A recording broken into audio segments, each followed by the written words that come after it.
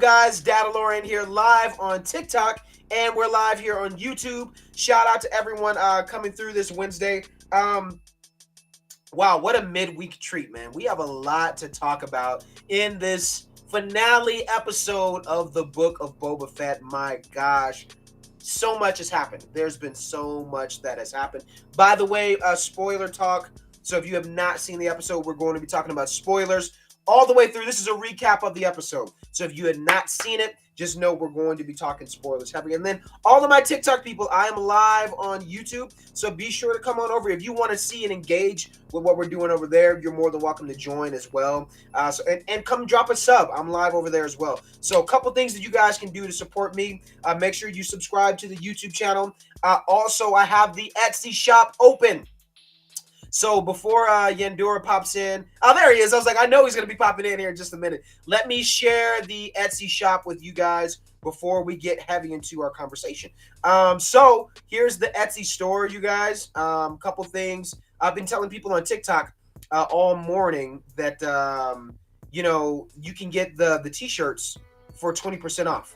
So let me share the T-shirt with you guys really quick. What did I do with it? Is that it? Yeah, there it is.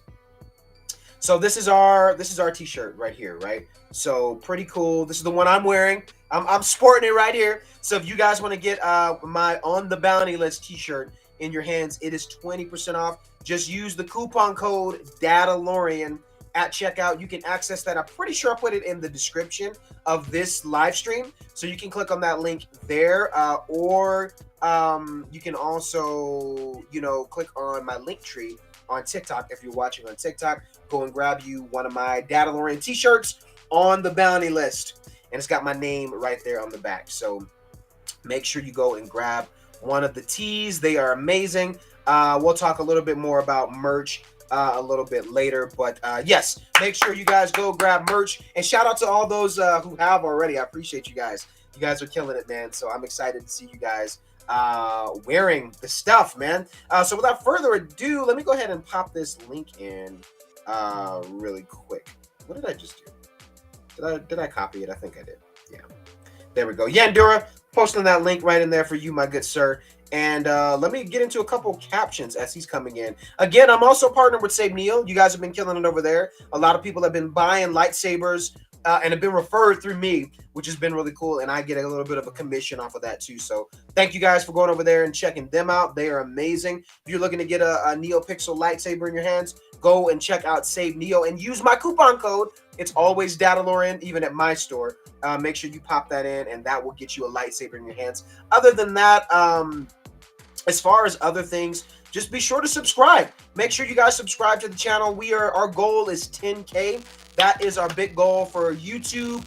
Big goal for TikTok is to get to 300K. But TikTok, it's just keep hustling and bustling, pushing out videos. Y'all keep sharing the videos, keep pressing your screen and sending all those likes, and that helps us out. But enough of me talking. Let me bring in my boy. Yo, let's go. What up? Man, let me tell you something, man. Let me tell you something, man. We got a lot to talk about, buddy. Oh, yeah. We got a lot. Looking forward to this all last week, I'm telling you. Dude, you know it's serious. Like in my Star Wars journal, I have 4 pages written of notes of things for us to talk about today. So you know it's serious. When I write that much for the notes, we're going in.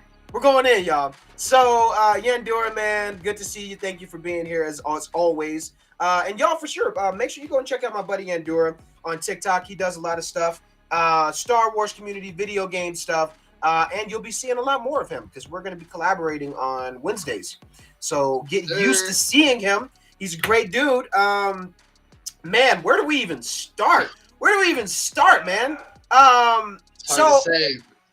The beginning, I guess. We start from the beginning. Overall reaction, Yandura, I'll have you start us off. What was your overall reaction of the finale? And by the way, spoilers, if you have not seen the Book of Boba Fett, TikTok, YouTube, spoilers. If you're here, that's what we're going to be talking about, recapping the episode. So overall reaction, I'll let you hit it first.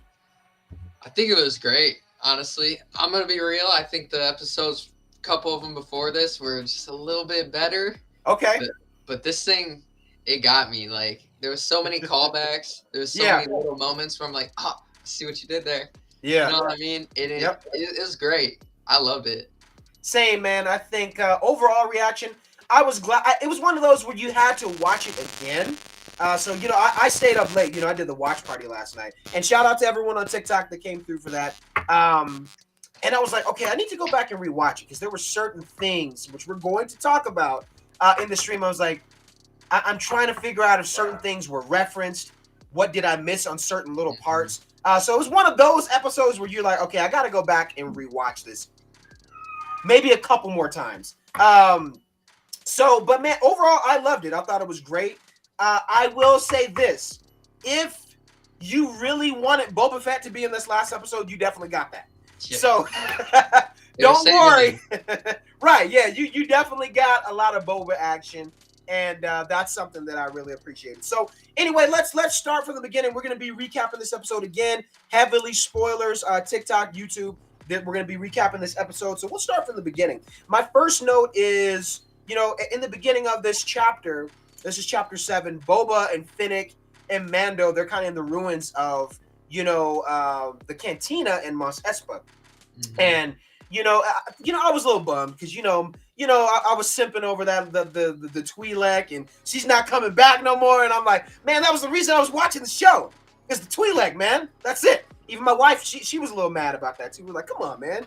Y'all did us wrong. We like that lady. I'm just kidding. But anyway, you know, she's dead, which I was surprised. I was like, oh, damn. They're really just gone. Yeah, man. I thought they were building up something with that character, and they're like, yeah, no, blow her up. Yeah, man. So, I mean, that was a little abrupt, but, I mean, you know, I thought the whole scenery with that was pretty cool. You know, the start of it all.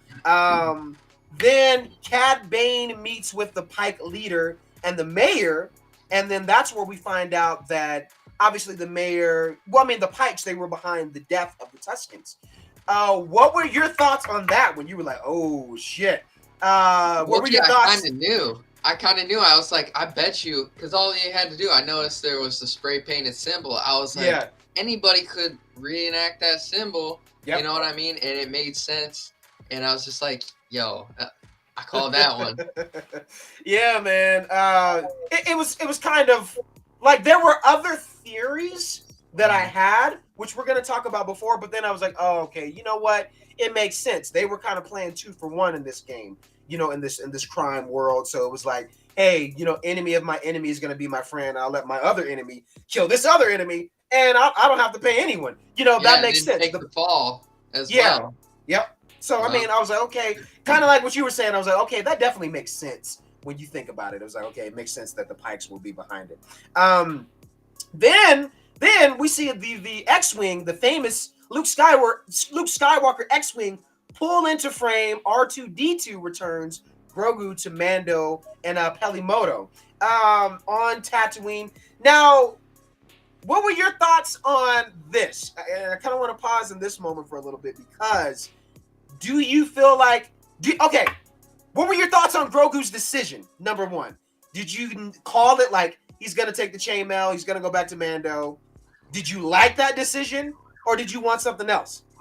I'm gonna be real. I wanted him to choose the lightsaber, but deep down I was like, he's gonna go with Mando. Yeah. He don't want to be a Jedi. He wants to be a foundling. He wants to be a Mandalorian, you know? Yep. And I was just, as soon as I seen it, I was like, oh, like a little part of me was hurt. Yeah. I just wanted to see a little new Yoda, you know, flipping around, swinging a saber. Yeah. And honestly, and it brought me back. Like, I don't know how that saber got in his possession in the first place. Yeah. You know, because I remember in the comics they destroyed it. I heard other theories that it's possible that Yoda just had more than one. Yeah, I think that may be a thing. Yeah, for sure. Yeah, so I wonder if there may be some explanation like down the road. I'm not entirely sure we know exactly what happened. He did choose the chainmail, but what if he did a thing like, you know, yoink, I'm taking both. You know what I mean? Pocket. You know? Because, and I'm telling you, we don't know exactly what that decision looked like. You know what I mean? Like, all we know is like, oh, we think, hey, he just chose to go back with the Mandalorian. But what if he did choose both in some capacity, you know, and then that's later revealed in Mando season 3. That's just a theory. Yeah.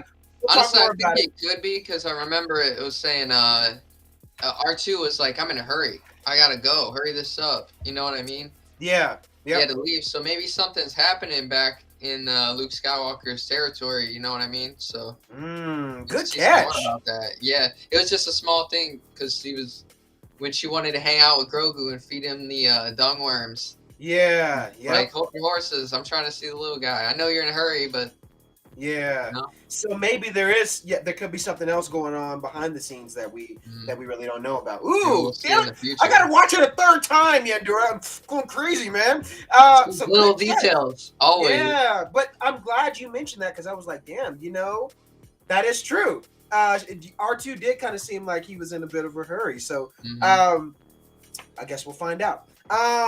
Now, yeah, this one's good. Let's talk about moments between Boba Fett and Cad Bane. Everything was kind of just this Western showdown between the two. It was like, it was destiny calling, and I just loved the intensity in those moments between them both. Kind of the elder and the not, you know, Boba's not a kid anymore, you know, but again, he's kind of like he's the new bestie, so to speak. You know what I mean? That's in the game of, I mean, he's an ex-bounty hunter. He's doesn't really consider himself that anymore, but it was kind of cool to see the new school versus the old school between Cad Bane and Boba Fett. Right, with their history in the Clone Wars and things like that. Yeah, man. Theme, you know what I mean? We're gonna talk about that too here in a minute. Yeah. So what were your thoughts on just their first interaction, like that first scene? Were you pleased with it? Did you want more? What'd you think? I thought it was cool. I knew it was like foreshadowing for later type of deal. But by the time where was Cad Bane this whole battle? You know, he's just waiting. He's waiting in the cut. You know what I mean? But like, yeah, I think it was cool to show. It was another like reiteration that Boba is a changed person.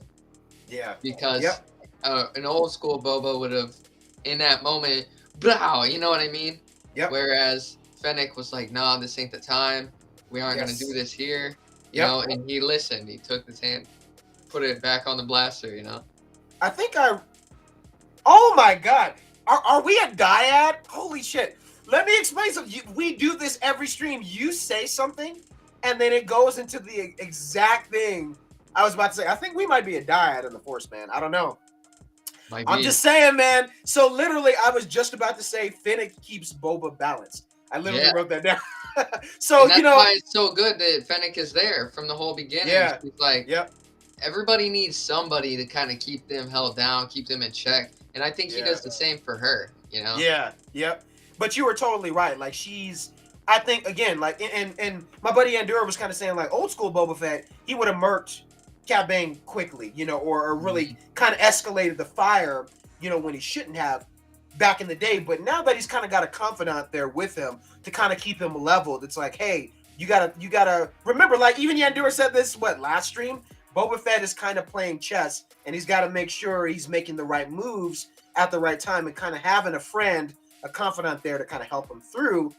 You know, he was a little more leveled, which, you know, I thought I love the dynamic between those two. Yeah, honestly, in that moment, if he would have shot, like, all the pikes that came flooding in, on top of that, Cad Bane too, like, it'd have been over for them all right then. Oh my God, dude. Right then, great scene between those two. And we're going to talk a little bit more about Fennec Shand here soon. Favorite quote. I want to hear yours in a minute. But mine, one of my favorite quotes was between the dialogue between Boba Fett and Cad Bane. And he's like, you're going soft in your old age. Wait, can I do the voice? You're going soft in your old age. I don't think that's a good Cad Bane voice, but I tried. And Boba's like, we all do.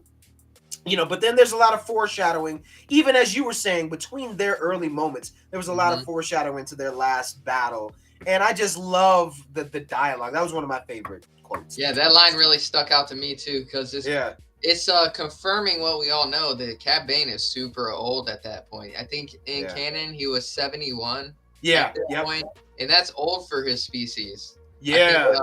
I think that's why you see, like, the respirators on the side of him. He's got the backpack and all that. I think he's being kept alive with like the Duro species. Yeah. So I really enjoyed that quote, man. What was one of your favorite quotes of the show? It's getting a little later on. We're getting out of order, but Boba goes, "Do it," and I'm just like, "Oh yeah, the Emperor, yes." Do it. You know what I mean? It's like, oh my god, that makes sense. That's why my wife was laughing earlier. I didn't get it, and now and then he rips it apart. Okay, yeah. You know? That was great. And shout out to Erica. I see you, girl. We're gonna be mailing your shirt this week. I got a couple orders that have come in, so I'm gonna be mailing them all off. If not today, then tomorrow. But you should have gotten tracking. So we live on YouTube, by the way. Yes. Hey guys, live on YouTube. So make sure you come on over and see if you want to join the chat there. We're talking about the Book of Boba Fett, and I'll be talking about merch a little bit more if you guys want to get my official Mandalorian T-shirt. As you can see, I'm sporting it right here. If you guys want to get one, they are 20% off today until the 18th. So we'll talk about I really like those stickers. Wizard. Yeah, man. Those are nice. They're super cool. Thank you, man. Everything is just so fun, and I wanted to make it where, it's all stuff that we created, and kind of from our house to, everyone else, which is really fun and something that fits me and what I'm doing. I didn't want it to be like a copy and pasted thing. I wanted it to be like, hey, this is Mandalorian, The bounty list really fits too with your branding. Yeah. I keep seeing those are the videos that pop up on my FYP more than anything. It's like the bounty list, man. That's the questions I get more than anything else. Either, hey, it's the guy from Fortnite, or can I be on your bounty list? Or can you bring me in wet? I still don't understand that one. I get that one quite a bit. And I refuse to answer it. So I get a lot of the weirdest questions on TikTok, man. But I digress. So moving on, you start to feel a bit of a temperature change within this episode as you see characters dealing with locals attacking them. So, and this goes back to 2 episodes ago where, Boba, invited everyone in the town pretty much to his palace, kind of like, some of the leaders, and was like, hey, if all I ask is that you guys, remain faithful to me, if, the Pikes try to turn on me, for some reason. And you see that they really didn't listen to Boba at all. They essentially made the right choice because, the Pikes have the upper hand, so to speak. So you see the locals are kind of attacking Boba and his crew, and shit's about to hit the fan. Gamorreans! Them thick boys, man, they got turned into bacon. They're gone, man. Yeah, that was rough too. Yeah, that was a rough way to. Why were y'all standing in front of a cliff though? Like, come on. Yeah. Come on, honestly, a big cliff.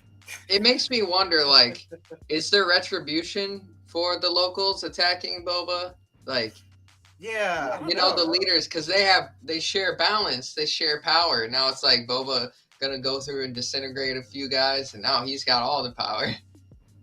Yeah, and you bring up something that I'm going to touch on later, but I'll say it right now too. I think because, and I'm gonna say the question again later, but it's kind of like, where does Boba Fett and Fennec Shand go after the events of everything that's happened in the finale?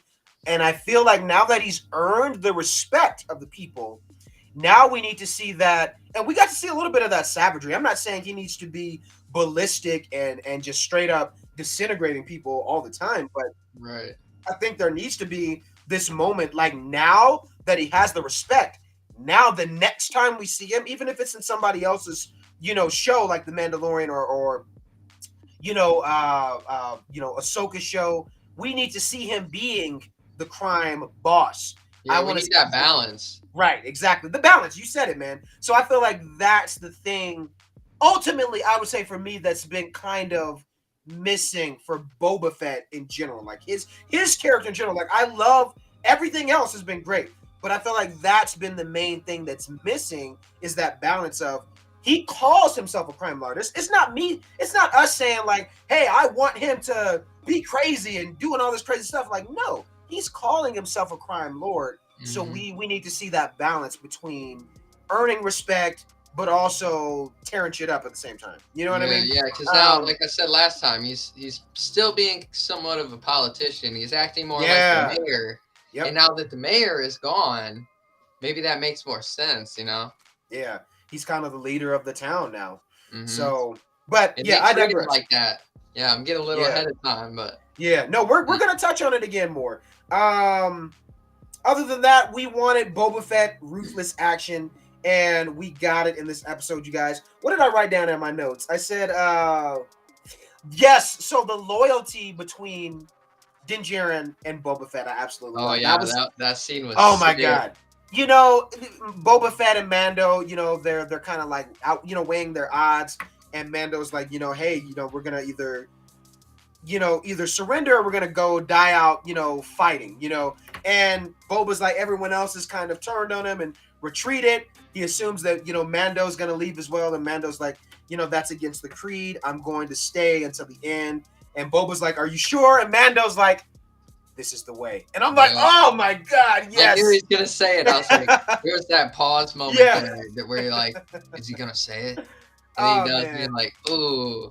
So that gets into our next, the next scene, man, where they call him rat, you know, the you know, tailhead, you know, the Twi'lek guy. I love the way he talks. He's kind of funny.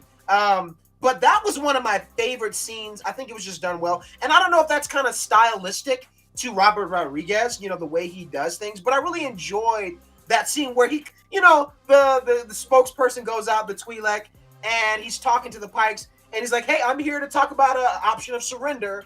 And he's like, read the tablet. And he's going through, and then he kind of chokes up. And it says, you know, we won't surrender anything. And if you guys don't leave, your bodies are going to be pretty much flooded here in the sands of Tatooine. And if you, this is what I'm saying earlier, guys, if you wanted Boba Fett action, you got it. They finally used their jetpacks. Yeah. Oh my god. So tell me, what did you think about that whole sequence, man? That to me was one of the best action sequences in the show. Period. Like it between really Mando and I want to hear from you.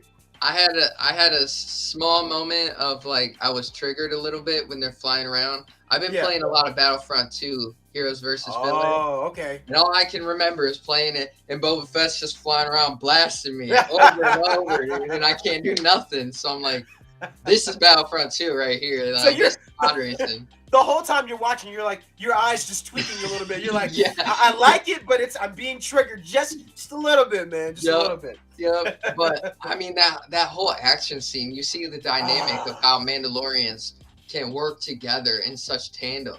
Yeah. And they're just like moving. It's almost choreography, like a dance almost. How they're just like, Din would run up behind him and blast the guy, and then at one point the guy shoots him in the back, and then they both aim up and they just blast him 20 times as he's falling. Oh, that was great. I'm like, yo, I think he's dead. I think he's good. You know? It was sick. It was really sick. You know, and it's just fun. Like, even just seeing the mechanisms of the Beskar, you know, I mean, they were getting it handled to them. You know, the kneecap blaster. Oh, that's my favorite. Oh my god. Flying bird, everything. Yeah. Did they use the flames? I'm trying to think. I think one person did. Maybe not. I know Cat Bane used his. Yeah, he's got one still. Yeah, he's got one, but I don't think Mando did. I don't know. Shout out Matt for the donos. Thank you, bro. Sloth, you got a cool costume. Hey, thanks, man. If you see Mando, alert me. Right here, buddy. Right here. So yeah, man, that scene was just excellent. Next on this, so Freetown shows up. We see them. Mm-hmm. We don't see Cobb Vanth. We're going to talk a little bit about him later. Mm-hmm. But Freetown shows up. All we know at this point, you know, is that Cobb Vanth is injured, shot down in cold blood. So we really didn't know what happened to Cobb Vanth. But again, we'll get to him here soon. And then Chrysanthemum, you know, he's killing it as well. He got it handed to him though, pretty bad. But I mean, he's still, I mean, Wookiees must be like fairly bulletproof or have really tough skin. You know what I mean? Because like I'm like, God, he got shot like more than 50 Cent. You know what I mean? And it was still standing. You know? Yeah. Well, he was limping a little bit, but yeah. But he was fine, and then I don't want to get too far ahead, but he's like, you enjoy a nice soak in the bacta tank. Oh yeah. And he's like, yeah, that I owe you a soak in the bacta tank. Yeah. I think that was like a foreshadowing, and then they tricked you. Yeah, and I like the fact that it looks like there's a crew that's been assembled not just for this event and everything that's happening, but it looks like there's some loyalty there. I don't know how long that's going to last between some of these characters, but I mean, it's kind of cool seeing that Boba now has his crew, and he's the leader of this town. He's got Chrysanthemum, that's one of his boys now. He's got the Power Rangers, on their little mopeds. That's what I call them. That's what I call them. Little... The mopeds. They do. I'm sorry. That's my least favorite aspect of the whole show is their speeders. Even when they were driving them in the show, I was like, if y'all don't get off this slow ass moped, it just looks slow to me. It just looks slow to me. And it just doesn't match. And all color coordinated, like go Power Rangers. Yeah, man. That's like no. They're forever the Power Rangers of Star Wars. So definitely my least favorite part. But overall, he's got an interesting crew. And let me talk to just one more cringe moment. Yeah. Where the guy's got the cybernetic eye and he's about to aim and he just does a quick spins around. Like, why, bro? I'm glad I was not the only one who caught that. I was like, that was weird. That was unnecessary. Very unnecessary. I agree. That spin was choreography. That was cornyography is what it was. Oh, beautiful. Air high five, man. I agree with you on that. I'm glad I wasn't the only one who thought that. I was like, I mean, all right. Was it necessary? No. He could have just went. Right, yeah. It's got to be more flashy. My guy is fade. I mean, that's not to say people in Star Wars can't have a good fade. Even though I have to say for Finn, I question him like, bro, this guy was like clean cut. Mm-hmm. So I'm like, why couldn't Finn have a nice little do-up or something? Go see a barber. This guy was clean. This guy was clean. Yeah. Anyway. I digress. But I agree. That was very corny. So going on, we get a new battle droid that really gave me prequel vibes. Now, I wanted to ask you, because maybe you have more knowledge on this than I do. I don't recall seeing these droids before. They gave me prequel vibes of like Clone Wars. Is this a new type of battle droid, or is this one that we've seen before in canon? I don't know if we've seen it before in canon. It did have a name that I can't remember. It was like a scorpion droid type of deal. I can never remember her name. The one with the pit droids. She said Pelimoto. Yeah, I can never remember. But when they're running or when they're on the cart, going away from them, they definitely said the name of them. It's like a scorpion droid or something like that. Oh, okay. Yeah, Scorpion or something like that. Yeah, but if we've seen them ever before, it would be in like a book or a comic. We've definitely not seen them in like visual. Yeah. But they're definitely the upgraded droidicas, no doubt. Yeah. For sure. As soon as I seen they got the two arms and then the shields go up, I'm like, droidicas. Yeah. And that's why I was like, it gave me those prequel vibes for sure, which I enjoyed that in the show. There's been a couple times, surprisingly, where I was like, man, this, prequel vibes, even just certain sequences in Tatooine, other little things, I thought any callback, which is fan service, but again, that's authentic. I really did enjoy that. I thought. They're called, I just looked it up. They're called the Scorpionic Annihilator Droid. Scorpionic Annihilator Droid, damn. Yeah, and it says they're from the Trade Federation. They're from Legends, actually. Really? Yeah, here, let me see if it says they have some canon reference. I'm on Wikipedia right now. It's the first time showing up in canon. But from Legends, yeah, they were in a lot of stuff actually from Legends, so that's cool. That's crazy. I didn't know that, dude. Yeah. What the heck? It's from a U.S. Central Guide to Droids, the Star Wars Encyclopedia, bunch of books. Dang. Yeah, so that's cool. That's them pulling from Legends again, like they always like to do, and just sprinkling it in canon. I mean, I was like, I'm glad you looked it up, because I was like, this feels familiar, but I don't entirely remember if I've seen this droid before. So thank you for sharing that, because I was like, I know I'm not crazy. I don't think I've ever seen this droid before, but it was pretty damn cool, and the damage it did was pretty ferocious. Like, damn, they could barely handle it. So it was frustrating to see them fighting them because they're just like, keep shooting the shields. Yeah. Just keep shooting them. Like, I was like, okay, we've established that doesn't work. Yeah. Let's think outside the box here. And at least Chrysanthemum at one point was like trying to reach through it. You know what I mean? Yeah. Almost looked like he did, almost. Yeah, I think what stopped him was his knuckles. Yeah. Yeah. Because I remember it reminded me back of the Battle of Naboo in Phantom Menace. The droids just walked right through it. I'm like, yo, just walk through it and blast him right in that eyeball. Yeah, why didn't anyone think of that? Like, what the heck? I know, but it looks like Chrysanthemum was close. Yeah, he was close. But he was injured. He was damaged at that point. So yeah. I don't think he was able to. Now the next thing, which was just so great, we got what we wanted, and let me tell you, this was toy sales to the max. This is a Funko Pop. You know. I know you know what I'm talking about. This is a Funko Pop that's coming. Boba Fett riding on the Rancor. Man, I was like, yes, they finally did it. Yeah, and I knew they would save it till the end, for real. You know that part in Avengers where they're like, we have a Hulk.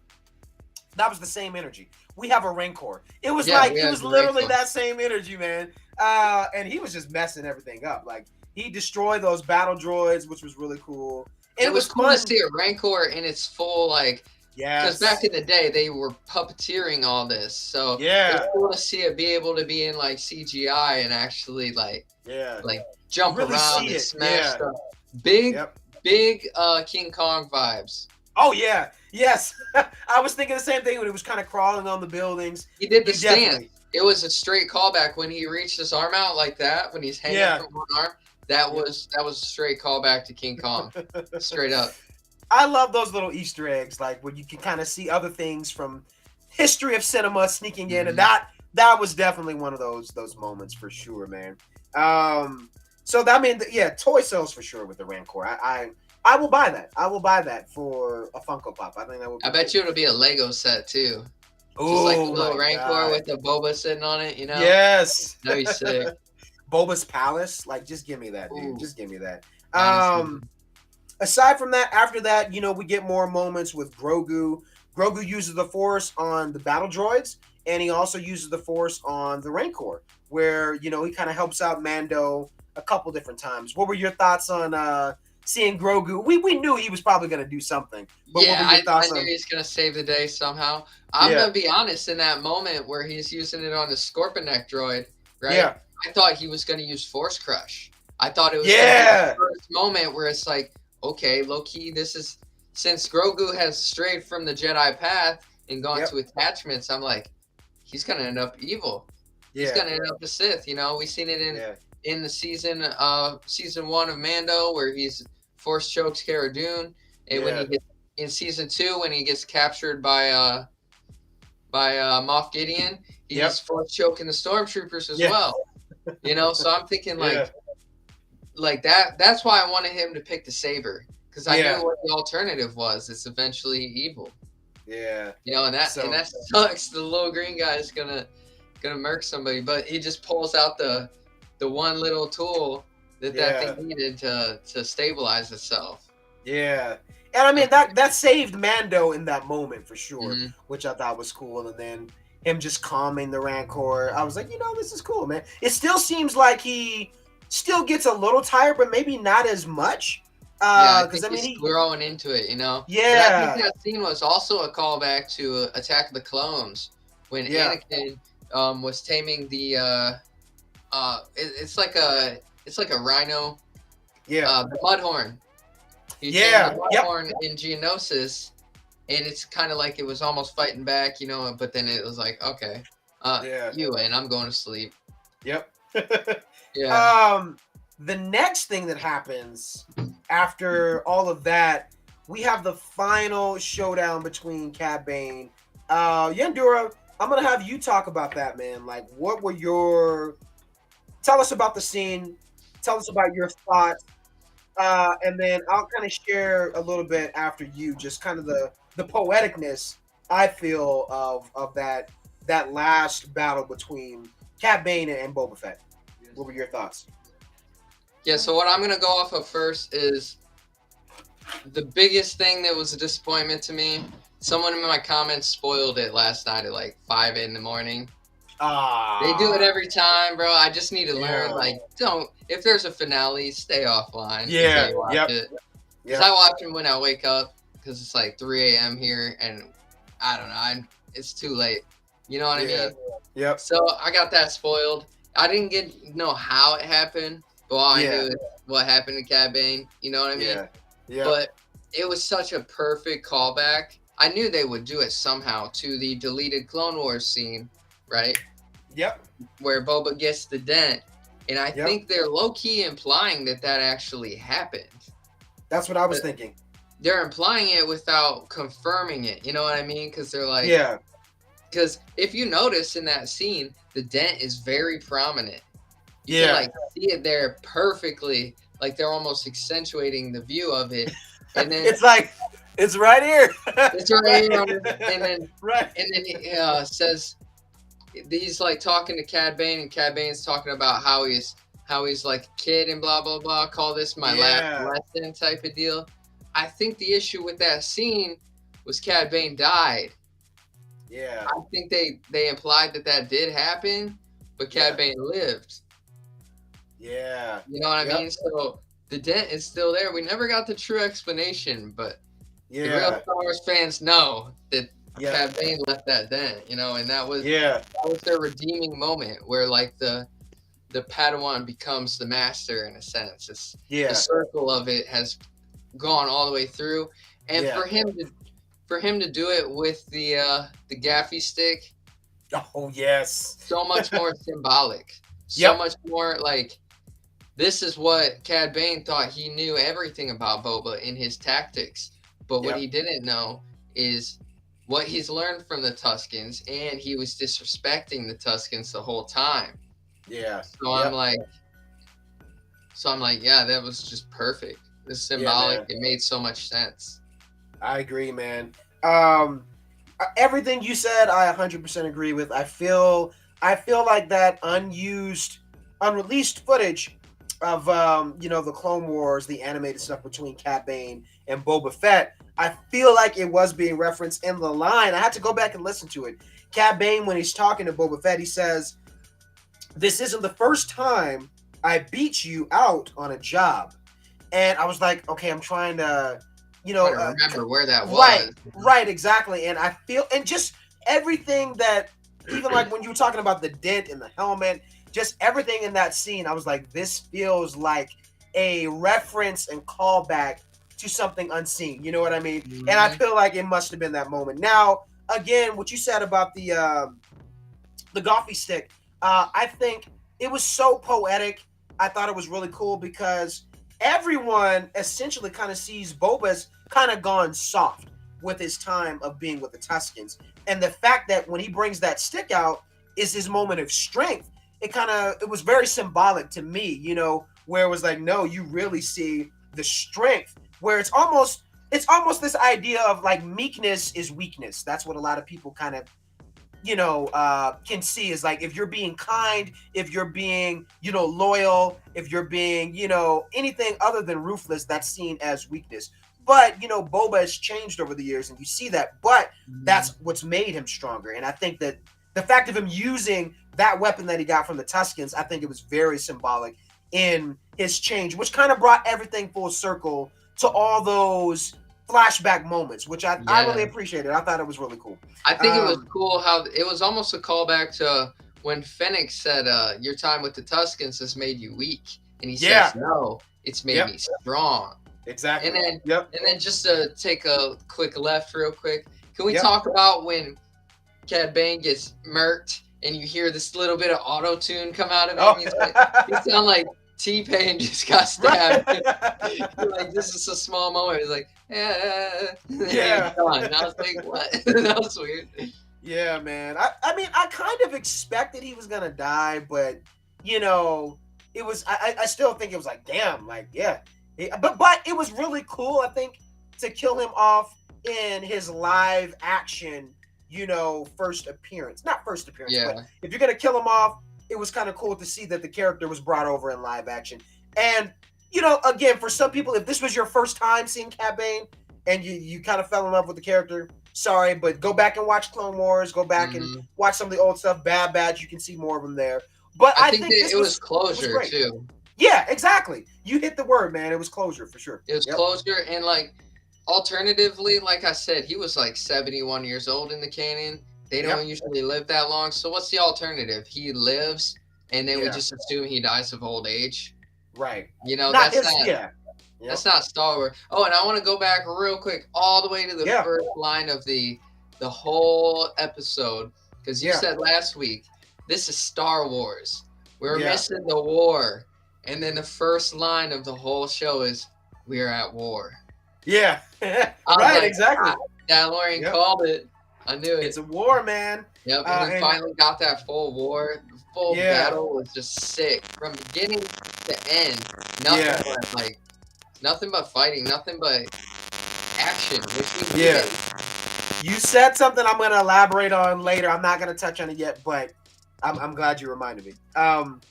Now, the other thing I will say going forward, I called this before, and I feel like it's still true. And this is kind of going back to Grogu.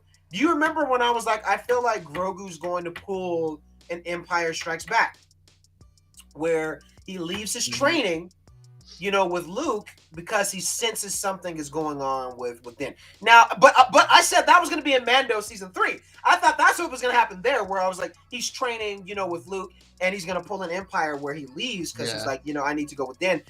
Essentially, it didn't fully pan out that way, but essentially it kind of did, where he still made the choice to go back, and it's very similar to what Luke did in Empire, where he left his training with Yoda because, obviously he still had his attachments with his friends. Yeah. He sensed something was wrong with them, and he had to go back, and he had to face Vader, even though he wasn't ready, but he still went back, faced Vader, lost a hand, and sort of helped out his friends, But Grogu kind of did the same thing. He pulled an Empire Strikes Back, which I was like, I called it. It was a little, wonkier than what I expected, but he still essentially did kind of what I was kind of calling, which I thought was interesting. And then, I said this yesterday about the finality, and I'm saying the same thing about Mando season 3. I had no idea what to expect going into the finale. I have no idea what to expect going into Mando season 3, which we're going to talk about theories after we get through all the, recap of this. But yeah, man, I think it's kind of enjoyable to be there with Star Wars, where you're like, I have no idea what is going to happen. Like, all theories are out there, but it's like we have no idea what's going to happen. So it was kind of nice and refreshing to kind of be there with Star Wars, which is kind of cool, So yeah, there was just for the choice that Grogu made.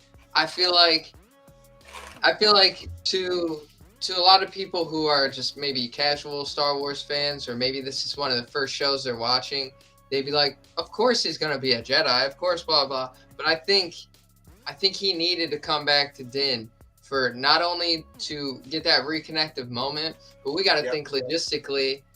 Mandalorian season 3 is confirmed. It's coming out. Yep. What is Mando season 3 without Grogu? It's the dynamic, we need Grogu for that. So of course he's gonna come back so they can both go together out there. Because there ain't no Luke Skywalker show coming up, as far as I know. There could be, you know, but I just feel like it made perfect sense because Grogu's like a fan favorite character. Like everybody loves Grogu. So a Mando season 3 with just Mando, just the badassery, no like cuteness, no comic relief. It would just be missing that special something, that special little green dude. Yeah. And you bring up something too. There's a difference between this interaction now with Mando and Grogu. Grogu's not considered a bounty anymore. At least now that we know of. You know what I mean? So they're not they're not really on the run, but there's new things happening, and I'll dive more into that. But I'm glad you mentioned that, where it is like, their relationship, they can kind of just be father son, and him teaching him kind of the ways of being a Mandalorian. but I'm not giving up on.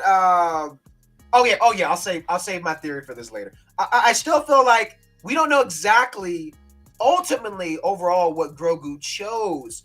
We know he chose the chainmail, but did he also choose something else? We don't know. So I'm still holding on to that. Now, the end of the end of this episode, we see that they destroyed the Pikes. Fennec Shand. Oh my God, that scene with her, because there was a certain point where I was like, where the hell is she at? And she's the sharpest shooter in the world. By the way, I need to backtrack. I do have to say this: the final battle with Boba Fett and Cat Bane. Cat Bane is still faster than him. He was still the sharpest shooter, man. I was like, damn, that guy is fast for being in his 70s.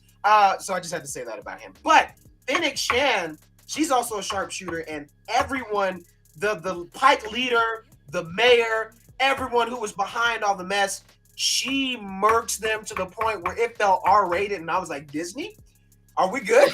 Like, no. Yeah, it was pretty violent, especially the part with the rope. Man, I was like, what the heck? I mean, I loved it. I thought it was great, but it was like, it felt like borderline, R-rated. I was like, this is great. Right, I love this. Give me the violence, man. I like this. Like, what's wrong with me? Prequels. Cut off more of their arms and legs. Right.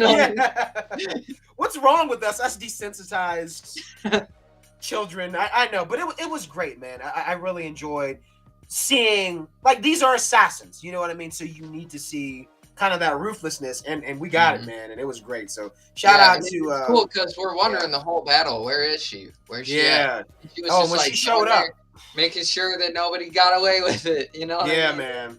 And it was great. I enjoyed that scene so much. So had to call that out because Fennec Shand was just amazing. Marvel, I have to say, Marvel has definitely. I know Soups has talked about this and other content creators where, and me and you, I think we mentioned this in a stream before, where it's like, back in the day, Star Wars was the pinnacle thing that a lot of superhero films, and other franchises kind of modeled themselves after. And it's funny to kind of see the roles reversed today, where Marvel is what Star Wars used to be in a sense. You know what I mean? Where now this kind of platform and the way they're doing things is now kind of similar to Marvel, where now I caught myself last night like, oh, I'm waiting for end credit scenes of a Star Wars show. That's Marvel. You know what I mean? And I knew there would be one. Right, exactly. You just kind of you feel it. You're like, this is a part of the Star Wars like format now.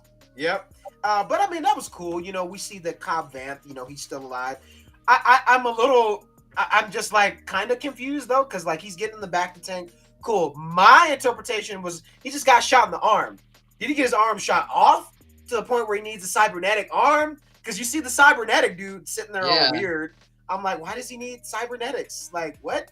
Just fix his arm. Right. I don't know.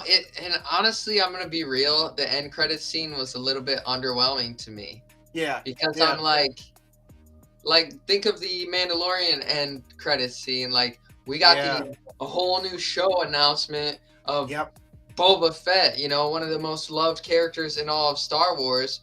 Yep. And then this one, it's like, now we seen a sheriff is still alive. He's been in like 3 or 4 episodes, and his biggest thing was he had Boba's armor. Like, I'm just kind of like, that's the best you got. Like, to me, it seems like they're trying to set up.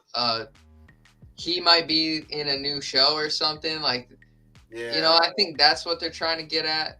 Maybe Rangers of the New Republic? That's what I was thinking too, because they've kind of scrapped what happened with Cara Dune's character. Yeah. Maybe he was kind of gonna, fill in that role so they can at least keep because there's probably some pretty important storyline things that were gonna happen in that show long term. Yeah. And maybe they're trying to salvage that with Cobb Vanth. Yeah. I don't know. He's a cool character, but I don't think he's cool enough for me to want a whole show about him. Right. I feel that. It didn't feel like the show did, the way it ended, like that end credit scene, it didn't feel like it was leading me to something else bigger. It was just like, oh, okay. he's alive, cool, but what does that mean? Kind of thing. You know what I mean? Like, For sure. should I care all that much? Right. Like they're really trying to make you love this character, like what happened with Boba Fett in the original trilogy, and it's just like it's not there to me. Yeah. Yeah. I feel that. I can respect I don't know that. why. Yeah, no, I mean, I kind of have the same thought of like, okay, I mean, I like Cobb Vanth, and I think what I find interesting is like seeing him in the midst of Boba's crew. Like, is he going to be a part of now, like working with Boba Fett? I mean, that could be interesting, but at the same time, again, that end credit scene, it didn't feel like I don't know exactly where it was leading to. You know what I mean? It was just it was and a when fact. You said the back the tank was being used, I thought it was Chrysanthemum. Chrysanthemum comes up. And let me tell you something about that thing. Oh, the Wookiee gets food and we don't. That seemed weird to me. Like, Star Wars has mistreated Wookiees, and that just, I don't know. It's like, come on, he just saved y'all's life. For real. He took shots for y'all. Come on now. Give him a freaking melon. Yeah. So, but I like Chrysanthemum, and it does seem like he's now a part of Boba's crew. I hope that stays that way. Because, I mean, I like the crew that's kind of been assembled. And we're going to talk about some futuristic things here in a minute. And pretty much that's the end of the show, you guys. Like, that's the finale episode. It was an hour. I was very happy about that. I was like, before I even started the watch party last night, I was like, oh, shit, it's an hour. Oh, my God, everybody remain calm. It's an hour. Stuff's about to go down. So I really appreciated that. It kind of felt like an hour. Kind of. I mean, I feel like because I was so excited, I feel like it went by pretty quickly. I don't know how for you. It's because there was so much action. You're just like constantly like, oh, this is sick. This happened. Yeah. So, but I mean, I enjoyed it overall. It was great. I just feel like what's next, for these characters. Not like just give me more content, even though, yes, we want more content. But at the same time, you kind of want a thought of like, where did they go from here is kind of my next question. So that's the end of the episode. Now, before we get into debunked theories, let's take a pause. I want to share some stuff about the store for my Etsy store, and then any announcements that you had, Yandura, let me know. We can also talk about that here before we get into debunked theories of this episode. So, I am wearing my Mandalorian shirt. This is our official tee, you guys, on the Bounty List TikTok. If you guys want to purchase this shirt, go to my link tree here on TikTok. You can get 20% off. In fact, why don't I just do this? I'm going to copy and paste. Drop it right in the chat. Yeah. So if you guys want to go and grab it here in the chat, you can check it out there. This is my Etsy shop. So I'm going to post that right there for you guys. Just click the link. That'll take you straight to the store. And then let me share. Where is my shirt? Yeah, there it is. So this is our On the Bounty List tee. As you can see, I'm sporting mine right now. And it's super cool, man. We make all of this stuff specifically just for the t-shirt. That's the one thing that's 20% off. So if you just want the t-shirt, use my coupon code DATALORIAN at checkout, and that'll give you 20% off on the t-shirt. And I will mail those out to you guys this week. For those who are ordering like this week before Friday, I will make sure your stuff gets shipped out because I'm going to ship out some stuff tomorrow. So if you're purchasing today or tomorrow, I will make sure it gets shipped out for you guys then. So yeah, and shout out to everyone who's been going over and getting some merch, man. I super appreciate it. Erica, I got to shout you out because I know you got some. I'm going to be shipping yours out tomorrow, and I think a couple of other people got some stickers and stuff, so we're going to be sharing those. So yes, go get some merch. It is out there, and I'm very happy about it. Yeah, hope it goes good. Yeah, definitely go and check it out. So the merch is open, and it's there for you guys. So yes, go and purchase the shirt. Other than that, let's get into our segment of debunked theories. Now, I'll start off with the number one. And yeah, oh, before we do that, Yandura, did you have any announcements like for your page and any upcoming things? Yeah, I just got one actually. This is the first time announcing this officially, but I had a song drop, and the first song that I've dropped in maybe 8 to 9 months. Oh, snaps. It'll be coming out March 11th. And I actually have a link. I don't know if it'll let me drop links where I'm at the moment. You should be able to. I think because I'm on this Restream rather than in the actual stream. Gotcha. Let me hop over to the other stream on YouTube real quick, and I'll just drop the link if anybody is interested. Yeah, it's got a nice couple Star Wars references in there for for the fans. So I'm gonna just drop this in here if anybody wants to pre-save it. Excellent. There it is. Are you on iTunes?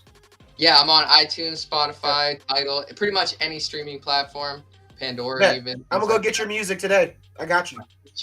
Appreciate you. Yeah, this one I'm hype about. This one, I got a good feeling it's gonna hit.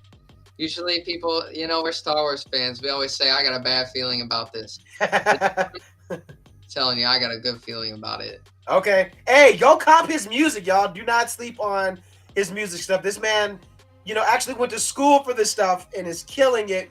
And please go follow Yandura on TikTok. I'm sure pretty much, I feel like a lot of you guys who are in the YouTube stream probably already do. But if you don't, definitely go and check him out on TikTok. You'll have a good time. Yeah, I'm on YouTube too. Yeah, yes, please follow him everywhere. I've been reposting my TikToks, reaching a new audience, things like that.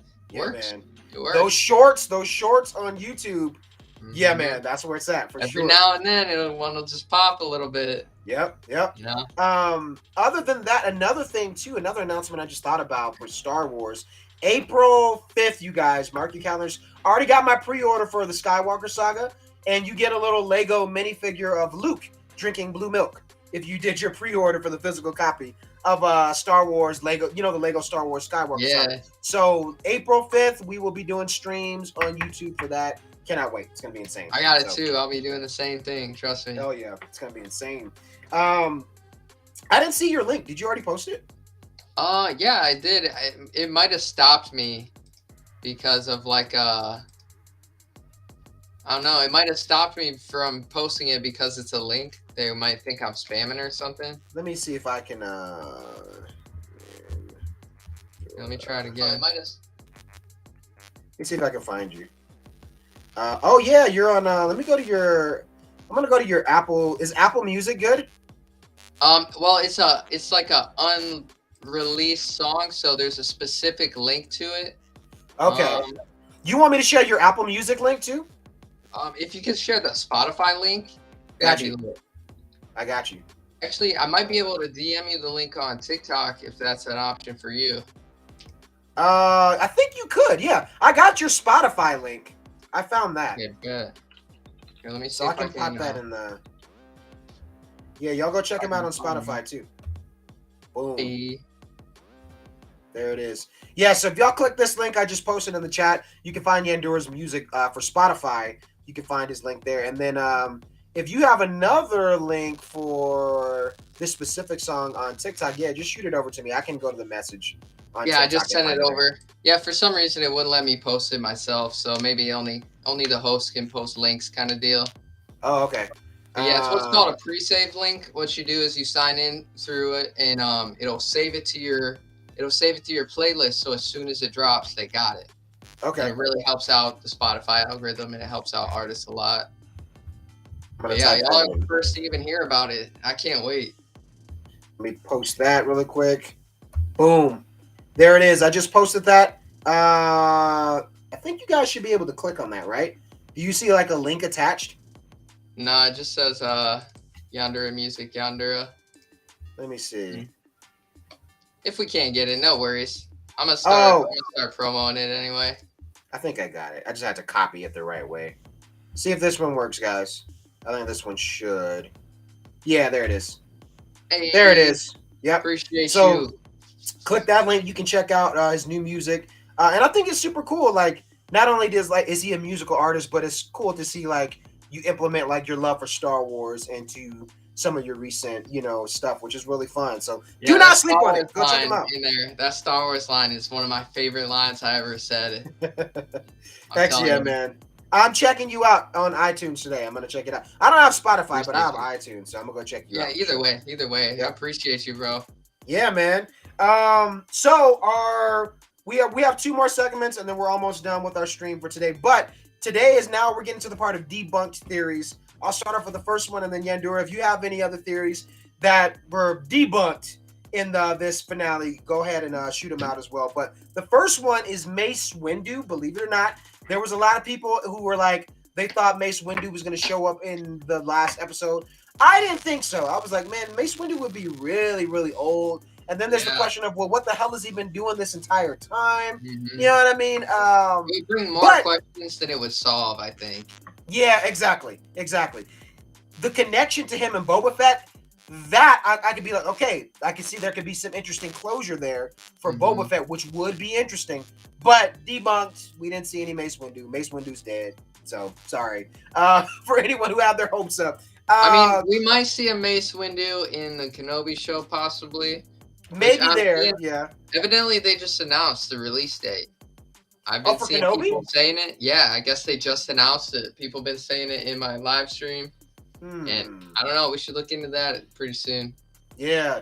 I just did a stream talking about Kenobi because there's a comic book coming out for him that's coinciding with the show. And I think it's like, what is it, like 6 issues? And the show, there's 7 episodes, I believe, of Kenobi. And you get 6, comics of, this new comic book series, which covers his entire life, which is pretty interesting. It's a leak. It's a leak. Obi-Wan Kenobi series finally has a release date. It says right here. What? We're looking at, I don't know when. May 25th. That's the first episode? May 25th? Yeah, that's what it says. Huh. You would have thought they would have, capitalized on Star Wars Day. On May the 4th. Yeah, maybe they'll do it like a trailer that day. I hope so, man. For real. Yeah, we need something. Shit. Something for Obi-Wan Kenobi. So, interesting. So, no Mace Windu. The other debunk thing was Crimson Dawn, which was really surprising. I'm disappointed. Yeah. Like, you made it. I was convinced. Yeah, I was too, man. I convinced myself. It would have been a cooler post-credit scene, too. Like, I would have much rather seen Crimson Dawn than Cobb Vanth chilling in a bacta tank. That's not cool to me. Cobb Vanth taking a bath. Some people, a lot of simps out there enjoyed that. But, that's another theory that was debunked. There was no connection to Crimson Dawn, at least that we know of. We didn't see Kira. We didn't see anything about Darth Maul. Fingers crossed for Mando Season 3. Yeah, that would be interesting to see. Maybe we'll get him there, at least. Yeah. So that was debunked. So there's that. Cobb Vanth killing the Tuskens. That was a theory that I came up with, which I thought would have been really interesting. And the only reason I, kind of was holding on hope to it was because if you remember, Boba Fett in a lot of those early episodes, we got a lot of flashback scenes with him. A lot of flashback scenes. And the only ones we didn't get was him seeing Cobb Vanth in his armor.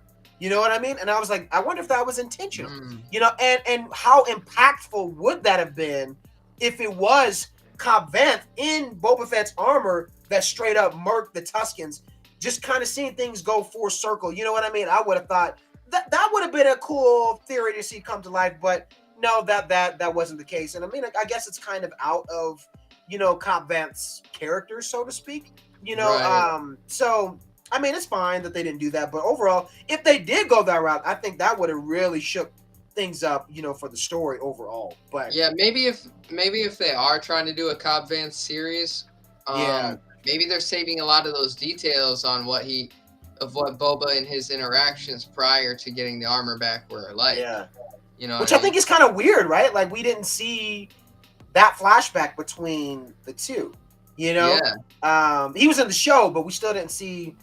We got flashbacks pretty much of everything else except for that, which I thought was honestly, really we only seen him in one episode. I think he was there for 10 minutes and then got blasted.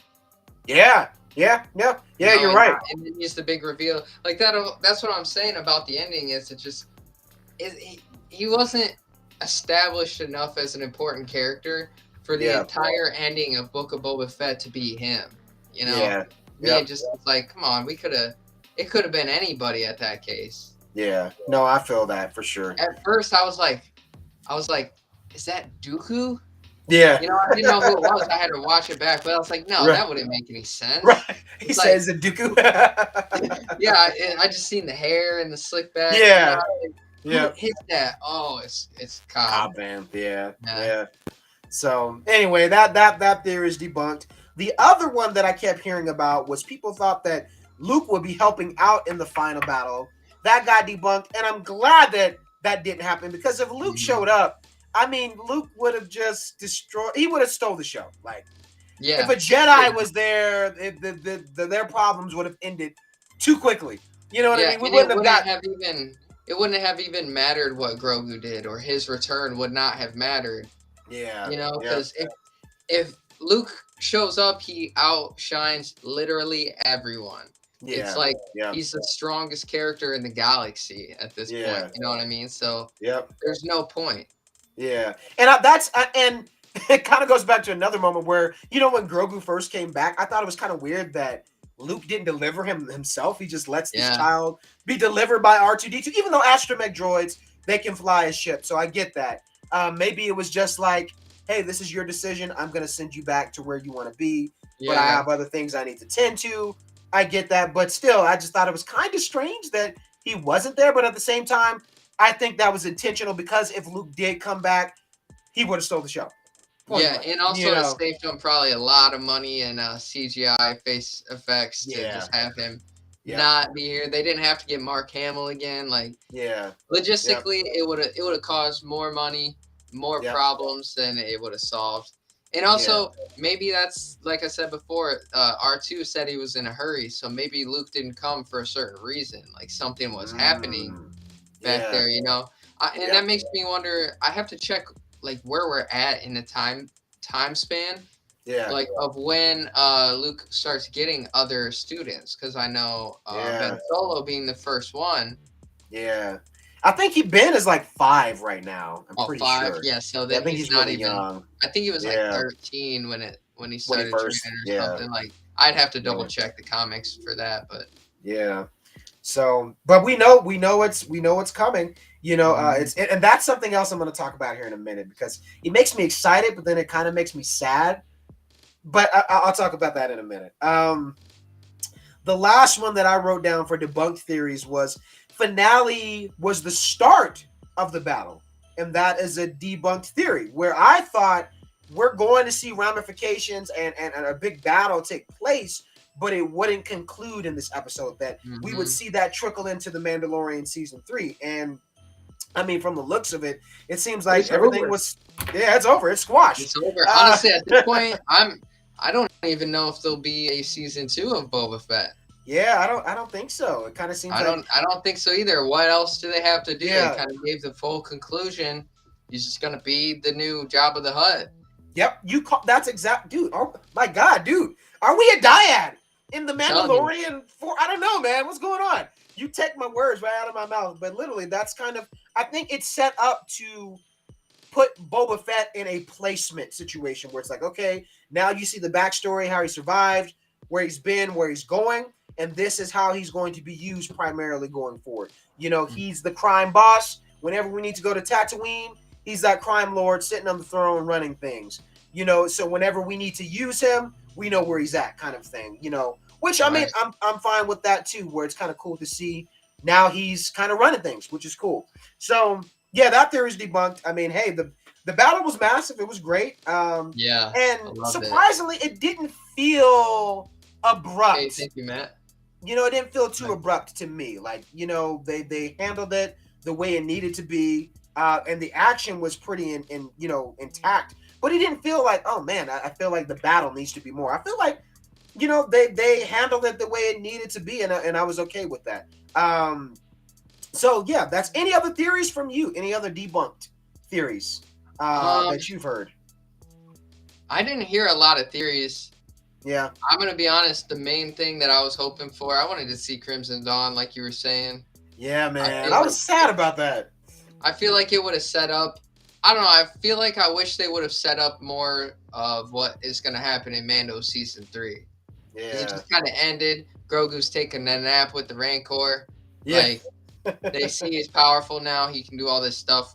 And one thing I did notice, it was super cool. We got a Groku theme. Yeah. Yep. We got the Grogu theme because I remembered it back when the Flame Trooper was shooting in at all of them, and it was the same theme. And I'm like, that's That's the Grogu's Grogu music. theme. I never realized that until that moment. I was like, he's got his own theme. He's got his own little. Yeah, it sounds good too. It does. Not only that, we got a new Boba Fett theme. Oh, the Boba It made me like take a second. I was like, was it like this every time? And I just didn't notice. So it wasn't like that every other episode, was it? No. Okay, I was like, that's a little weird. Right, yeah.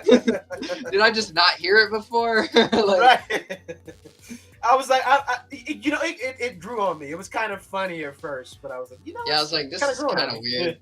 Yeah. They're like, all right, make a Boba Fett theme song, and they're like, what's the lyrics? Boba Fett. Yeah, man. So maybe that's like they're singing in an ancient dialect. All the other episodes, like the Mandalorian dialect or something, and then we hear the translated version at the end. Yeah, I see that. I could get that. Yeah.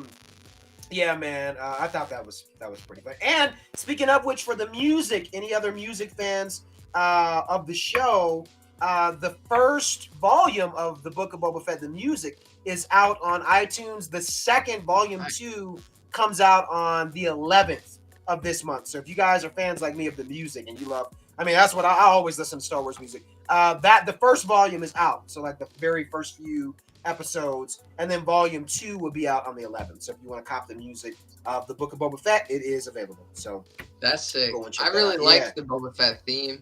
I like all the new music. I will say I was a little hesitant because I was afraid that because John Williams isn't doing all the music anymore. I don't think, is he?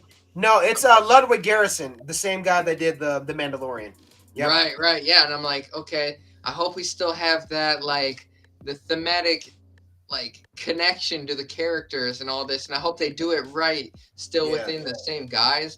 And for Boba Fett's whole theme, like the opening credits, all that, it just it fits so perfect. Yeah. It's almost like a Gregorian chant. It gives that ancient, almost tribal feel. Yeah, you know, it's similar to Mando's theme, but just different enough. It's his own, and I was like, man, they're still doing it the right way. You know, that's one thing they never messed up. Dude, I feel like a badass if I have headphones in and I'm going into the grocery store and I play the Boba Fett theme. I just feel like powerful. It's great. So try walking into the grocery store, listening to the Book of Boba Fett. It'll change. Yeah, I'll go to the gym later, listen, like pump into Boba Fett. Yeah, like, man. The new version, Boba Fett. Yeah. You know. Yeah, man. That's the way to do it. That's the way to do it. So now, last thing before we end is predictions. So I mentioned this earlier. Where does Boba Fett and Fennec Shand go from here? What are your thoughts? What do you think? Like, where do they go from after the events of the finale? As much as I don't want this to be the case, I think they're done. Yeah? I think this is retirement. You know what I mean? Like, Boba's old. I mean, you got to think, even the actor, Tamara Morrison, is getting up there in age. You know, I think what they realized in the past is that these actors aren't gonna be around forever, you know. And what happened, it's horrible what happened to Carrie Fisher and things like that during like the sequels. Yeah, I feel like they're trying to make sure things are all squared away before that could ever possibly happen. You know, and they're trying to answer as many questions, give that closure that we need as fans, and then move on to the next thing. And it sucks, but I think that's what they're gonna do with Boba. But you also every now and then when they visit Tatooine, but I don't think there'll be he won't be the main center point again, I don't think. Yeah. But then you have the crazy technology with the VFX stuff where some people I'm one of the people that I don't mind it. I mean, I think it's really cool to see the upgrade from where we were in season 2 of The Mandalorian to where we are now in the Book of Boba Fett, like with Luke. Insane. It's incredible. There are some people who find it really disturbing. There are some people who are like, this is really scary, this kind of technology that we have, which I can get, where it's like, you know, if you have that kind of technology that gets in the wrong hands, just imagine what someone could do with that, you know, which is like, I totally get that, where it's like deep fakes and things like that. Yeah, man, also, it's kind of scary. There's a lot of people that actually think it's wrong Yeah. I mean, the actor is no longer around. So, like, what they did with Tarkin and Carrie Fisher, there was a lot of people that thought that was disrespectful. Yeah. And I don't necessarily agree with that. I think the character should live on. You know, I think it's a great way for, I don't want to say like to immortalize them, but to like continue their legacy as an actor. To let that character live on with their image, and I think that's special to me. I don't think it's disrespectful to them at all. But a lot of people were protesting the sequels because of that. Gosh, Star Wars fans always got to be mad about protesting something. But, yeah, I know. you know? But you said something that's very true, because it's this thing that I feel that we forget, and even past our time, years from now, I guarantee you're still going to have stories about Luke Skywalker. Mm-hmm. You're going to have stories about Darth Vader and some of these characters. These characters, they live on, even when the actors aren't necessarily here, but these characters, their stories, there's different ways that they can be told, even when, the actors aren't present, and especially with today's technology, I mean, I think that's the prime reason why they don't need to recast for Luke Skywalker, is because, I mean, it's like, look what they can do. Mark Hamill is still in those credits, and it's like, they can. It's kind of unlimited now to what they can do with some of these guys. At some point, we won't even need the real actors to even act the part, and that's, I think, what the scariest part. And I mean, imagine it's like you're almost outsourcing. Like, you could create a person that is a character that isn't a real person in life. You know what I mean? With that technology, that says a lot for actors in general and their future of their job security, in a sense. And I think it kind of goes back to how like animatronics are taking over like factories and things like that. It's like, this is, whether we want it or not, this is where the future of everything is going. No, it's interesting. And Disney's really leading the forefront with this, and they're gonna have some backlash, I believe. Yeah, for sure. And it's I'm on two sides of the fence, where it's like, I understand, but at the same time, it's like, I mean, it's kind of cool just to see these. Whoever thought that we would see young Luke Skywalker again? It's such a cool way that's still authentic to the actor. I mean, it felt so real. I thought it was just him. It looked like just like him, right out of the whole Return of the Jedi. Yeah, man. Return of the Jedi. That was so crazy to me. Finale was pretty great, man. So many thoughts. We covered everything today, talking about the Book of Boba Fett. Predictions for the Mandalorian season 3. I think that's the last thing I have in my notes. And I kind of mentioned this earlier, pertaining to Grogu. I don't know. I don't know. I don't know what to predict for season 3, other than to say that, we kind of knew, especially based off of seeing Grogu in the Book of Boba Fett, and then seeing Mando's new ship. We were like, it's obvious Grogu's going to be in that thing. It's just obvious, they had the dome on the back. Yeah. And I thought that scene was cool. He's tapping on the glass. Yeah. He's like, woo! Yeah. Oh, I forgot. This is the other part that made my heart just melt, is when Grogu first seen Din Djarin in this episode, and he just jumps in his arms. I was like, what are you guys doing to my heart, man? Yeah. I love that. That's what, you can't have a Mando season 3 without that. Yeah. And I think, that's the thing that keeps, Fennec Shan is the character that keeps Boba Fett level. Grogu is that character that really kind of gives Mando more purpose, aside from just kind of being this cold-blooded, killer, so to speak. He kind of gives him a little more purpose, which I really enjoy. So you need that dynamic, in the Mandalorian. But where that show is going, the predictions that I had before are somewhat there, but have drastically changed, because I have no idea, man. Any thoughts from you as far as like what we're gonna see in Mando season 3? I think all we know is he's gonna go back to Mandalore. Yeah. And I think maybe, just maybe, we might see a return of Moff Gideon. Oh yeah, for sure. Yeah. Definitely. Like they said in the Return of the Mandalorian episode, Moff Gideon's he's in a cell somewhere. Yep. You know what I mean? he's gonna return, and then we're also gonna see the other Mandalorians there. I'm hoping somebody's on Mandalore. Yeah. Someone cool. has to be. Yeah. I think that's when we'll really delve into the history of Mandalore that canon has never done, and they'll start pulling some more things from Legends. We might see some more development on some answers of the original Mandalorian Jedi, the Darksaber, the back history behind everything. I think that's what's going to be their main focus in Season 3 is really like they did with Boba Fett. In this, they're going to do for Mandalore and the Darksaber. They're going to go to the original place because has Din even been there? I don't know if he's ever been to Mandalore, not that I know of.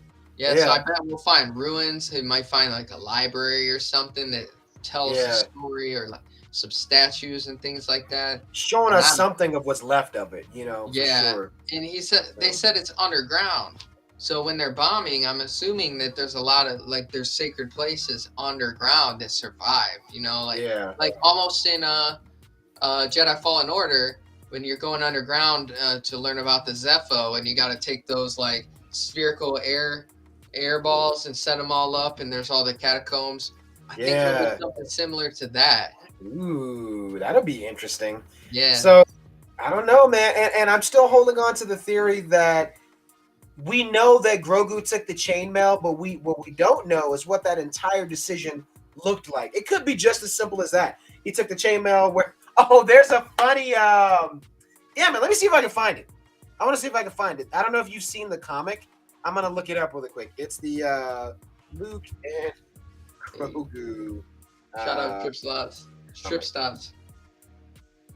Let me see if I can find it really quick.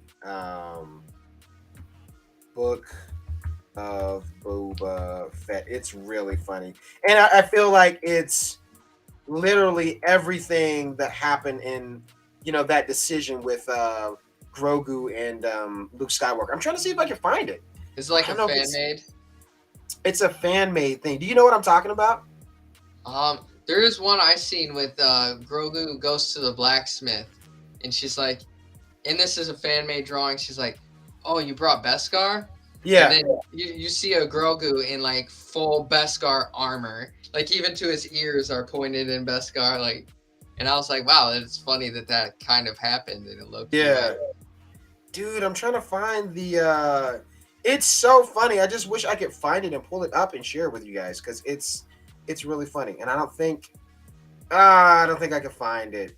But anyway, it's basically, that moment in what was it, chapter 6, at the end of chapter 6, where Grogu has to make a decision as far as if he's going to take the lightsaber or, the chainmail. And in this comic, it's Grogu's like, okay, so let me get this straight. You're asking me if I want to take a device that pretty much ultimately brought me a lot of pain and suffering, and these teachings that separate me from the things that I love, or take the gift that's given to me from my dad, who loves me and cares about me, who I really want to be with. Tough kind of choice. And then at the end, Luke is like, well, you don't have to be a dick about it. But I just thought it was really...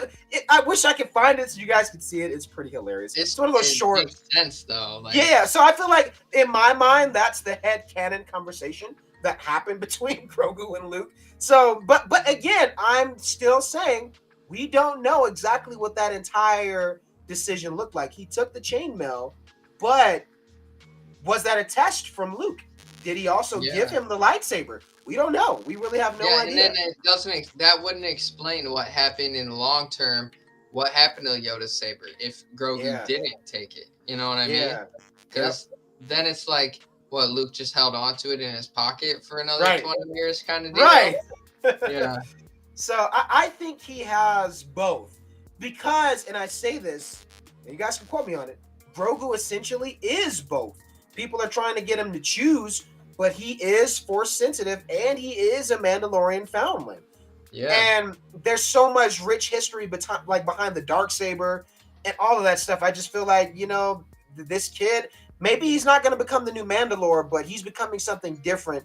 And it's not just a Mandalorian. It's not just a Jedi. He's essentially a Mandalorian Jedi. He's both. He's Tar Vizsla. He is. You know what I mean? So, you know what I mean?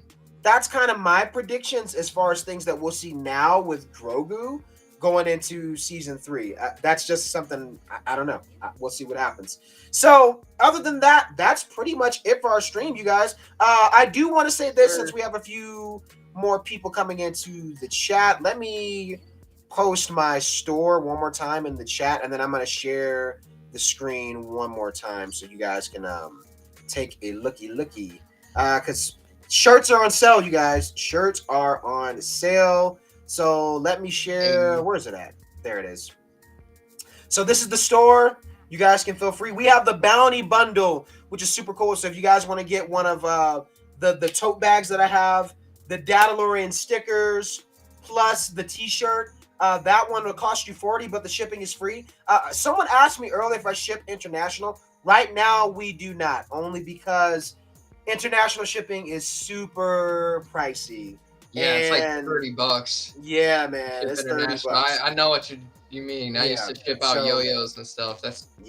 I can't, not right now. But unless y'all want to pay for that, you just be paying that plus for the product, which can get really pricey for you guys, and I don't want to do that. So right now, not unless like demand was crazy on our store, we would change that. But since we just opened, we're kind of just keeping it in the US. So this is for folks who are in the US, and same on TikTok. If you want to get one of my official Mandalorian t-shirts, I'm sporting mine right now on the bounty list. These are 20% off. Just type in the coupon code Mandalorian at checkout, and you can get one of the t-shirts. So you can click on the link I posted here in the chat. It should be in the description of this stream as well, so you can find that there and go and get you a t-shirt. And there's plenty of stuff there: stickers, t-shirts, the Bounty Bundle if you want it all. But specifically for t-shirts, those are 20% off using my Mandalorian code. So go and check it out. Other than that, that's pretty much it, you guys. Yanduri, any last thoughts from you? Any other announcements before we end? It's bittersweet, Yeah, man. Last episode, we got to figure out what we're going to do next. But you know what you just made me think of? That's what I was going to say. So, this is going to be a while, because I think they even mentioned things about season 4 of The Mandalorian. I've heard a couple things about that in a few articles. But just imagine when all of this is over. Like, no more Book of Boba Fett, no more Mandalorian, Rangers of the New Republic, Ahsoka, like, it's all concluded. And the next thing on Disney Plus that's suggested is The Force Awakens. Like, it's like, it's all leading there, but it kind of makes me sad, where it's like, dang. Eventually this gap will be filled. Yeah, exactly. And then what happens after that? Yeah, man. I think that should be our next stream. Yeah. Talk about what happens next leading up to the aftermath, man. I think that should be our next stream. Yeah. So let's do that next week. I think that would be fun, dude. Like, thinking about filling in the gaps and how it all ends. Kind of just a really theorizing stream. Let's do that next Wednesday. Yeah, and I think, not to get into it too early, I think they're all leading back to, after this is all done, going back to High Republic. Ooh. I bet you they're setting it up already with the Acolyte, things like that. Yeah. Yep. Let's take you guys to a whole new point of the galaxy. I think that would be refreshing. I think great, so too. Sure. Trust me. Yeah. Yep. I love the High Republic books so far, so that would be a good change. They just got to questions. I have Midnight Horizon by Daniel Jose Older. I need to read some more of it today. So that's shout out Daniel. Yeah, man, he's great. I want to see if I can bring him on the YouTube stream eventually. That would be great to kind of chat with him. So I got a couple homies that I should probably hit up too. Yeah. I'm thinking like Star Wars in 5. He just hit 100K. Dang. We got Baldy-Wan Kenobi is another good one. Yep. Star Killer. All these people. Even if we could just maybe get one guest and have them bring their insights, you know what I mean? It would be nice. But if we could get a panel too every now and then, Yep. We'll make it happen. Other than that, TikTok, I'm gonna go ahead and end here. You guys have been great. Thank you so much for watching. Go and check out my Etsy store in the link tree and go get you one of the Mandalorian on the Bounty List t-shirts. If you're buying this week, I will be shipping them off. So like if you're buying today or tomorrow, I would say at least before Friday or by Friday, I will ship them out this week for sure. Otherwise, if you're buying like around the weekend, then just expect it, going into the next week. But yeah, if you're buying like by Friday, then I will ship stuff out for sure this week and send you guys some tracking. So go check out the store. Go get you some Mandalorian merch.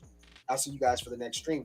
And we're going to go ahead and end here on YouTube. You guys have been great. Go follow my boy Yandora on TikTok as well as myself. And we'll see you guys next Wednesday for another stream. Peace.